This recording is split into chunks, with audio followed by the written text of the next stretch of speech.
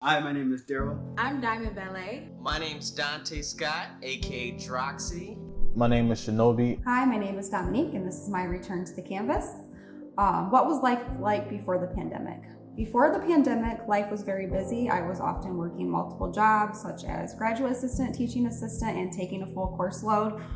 So I was always running around. Life felt very busy, and the pandemic has allowed me to slow down. What was life like for me before the pandemic? Well, mostly I was a social media artist, so a lot of the work I created was intended to go on social media, even though I had been in 2 shows at this point.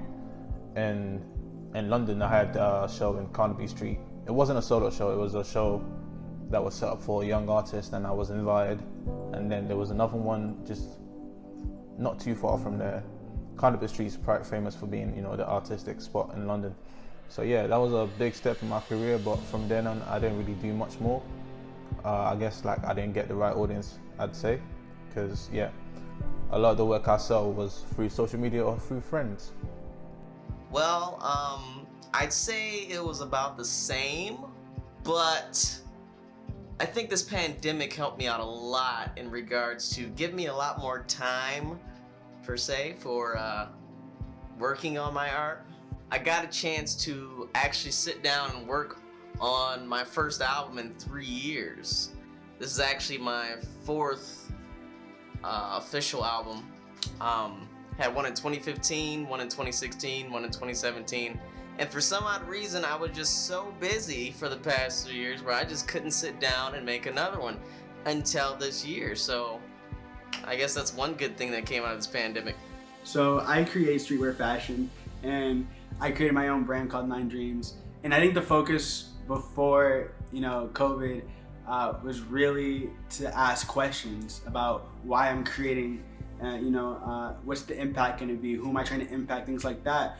And I think if we fast forward to now, the pandemic has really forced my fashion design to be more purpose oriented. And so, I created, 9 Dreams, and I create streetwear with the intent to explore the different concepts and experiences that shape and affect humanity. And I think we're in one of those experiences right now. Life for me before the pandemic was extremely busy and eventful.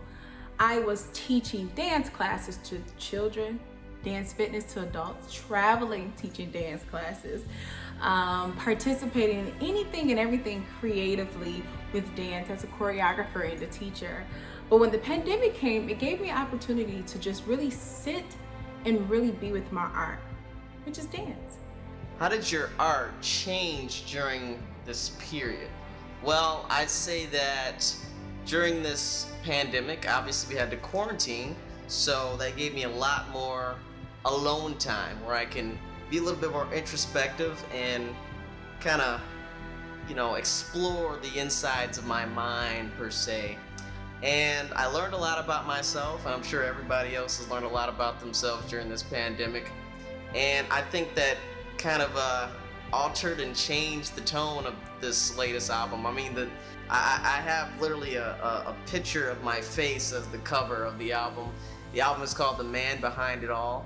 So it was an explorative album for me personally. Well, for one, I already moved from the UK to the US, so I was in school, and then the pandemic just came out of the blue, and I was forced to be quarantined, and I decided to start making art that would be appropriate for museums and galleries. And so I tried to be creative and started working on started working on cardboards instead of canvas, because I couldn't really travel to go buy canvas at that time, because I didn't have a car. I don't have a car. I'm here with some family. I don't drive. Pandemic has allowed me to slow down and work from home. It has its disadvantages, like not being able to spend time with peers, which is something that I really enjoyed.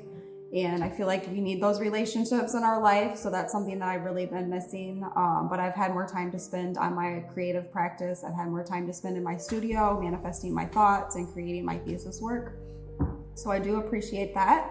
During this period, I was able to really focus on my passion and love for dance in its original and authentic form.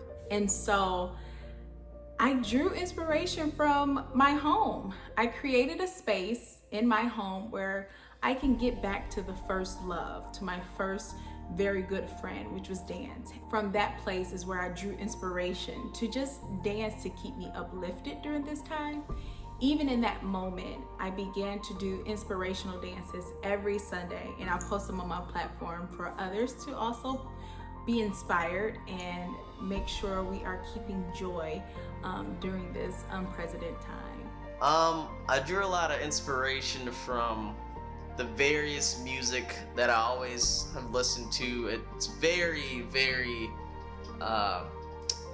very different types of music that I listen to. I can go from death metal to jazz, it doesn't really matter to me. So I've always been influenced by all types of music, and I don't think that's changed for this album. What has inspired me? Seeing our community come together during this very difficult time has really inspired me. How people are interacting, on online community. I feel like things have really changed, but change can be good. It's made me really want to step up and help support my community. And so when we talk about inspiration, I try not to ignore the things that are right in front of me. I try to use this pandemic's increased level of uncertainty as fuel for my exploration. And for example, I created a whole line of clothes directly inspired by the issues that have been highlighted since the start of the pandemic, things like racial and gender inequality and climate change. And on a more broad note, I try to look outside of fashion design for fashion inspiration. I try to look at things like architecture or interior design or contemporary and modern art, things like that, to really innovate, what streetwear fashion is. I don't think there was any particular inspiration from outside sources. It was mostly me just focusing on myself and trying to improve myself and working differently than I had already worked before. So going in a non-commercial route, I guess that was my biggest inspiration.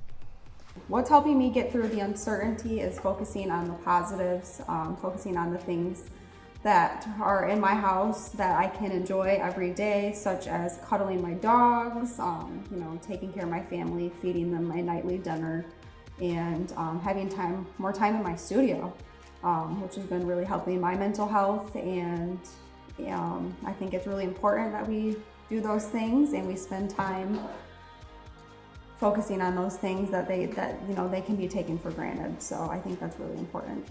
What helps me stay positive, or mostly just the idea and the knowledge that I know that I can keep getting better the more I put work into it. When it comes to being positive, I think that, being able to sit down and create something with a purpose and intent to impact it is really what makes me happy. Knowing that I can spend hours, days, weeks on a design, and I can push it out into the world, and I know that it'll impact someone, is what's keeping me going, really. Moving forward, I look forward to this time getting back into the studio and also having a studio at home, because this time has taught me both is necessary. We need a place that we can just pull from, to inspire from, to have joy from and happiness from, but we also need a space to be with others and create and have community through dance. And yes, I'm completely looking forward to going back to the canvas because I love art. Art is my life, and to me, going back to the canvas means going back to work and improving yourself and striving to be greater than you already are. I mean, obviously, yes, but I think that, with me being an artist and all of the rest of the EMU artists, I think that the studio or the canvas or whatever it may be, is wherever we go. I think we've all had to adapt and create outside of the studio, right? So I think that, there's no like set studio, but we are the studio, if that makes sense. For me, returning to the canvas means getting back to that creative flow, not being afraid to make mistakes and possibly making lots of mistakes, resulting in creating something that feels really authentic to you. I think that's the most important part of creating, finding yourself in those mistakes. Are you looking forward to getting back to the canvas? Yeah, I'm definitely looking forward to it. The problem with the pandemic is you can either have a lack of motivation, or it could give you some motivation to do something due to the time that you would have. But I think everybody wants to kind of get back to normal, get back to their normal kind of grind and how they are creative. And I think anyone looks forward to that. What returning to the campus means to me is joy and authentically being yourself.